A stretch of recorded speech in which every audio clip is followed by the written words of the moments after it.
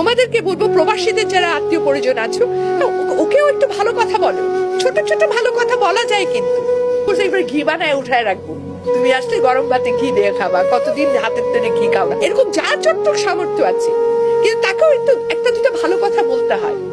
ওই মানুষটা কিন্তু দিন শেষে একটু ভালো কথা চায়, সারাটা দিন সে পরিশ্রম করে। এবং প্রবাস জীবন না, প্রবাস জীবন ছায়াছবির গল্প না। সিনেমায় দেখলাম প্রবাস, না রে ভাই, আসল প্রবাস বড় কষ্টের।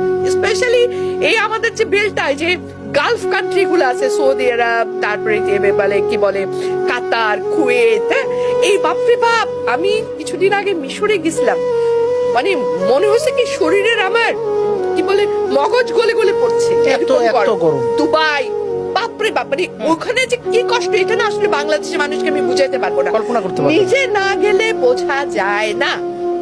তো এখানে যারা কাজ করছে, কত কষ্ট করছে, আমি তো তাদেরকে স্যালুট করি যে ওরা মানুষ না।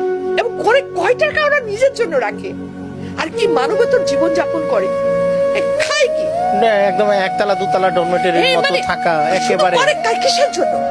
একটা প্রবাসী যারা এরকম গালফ কান্ট্রি গুলোতে আছে, তারা যেরকম জীবন যাপন করে, যেটুকু খাওয়া দাওয়া করে, যেহেতু কষ্টে থাকে, এই কষ্টটা কেন করে?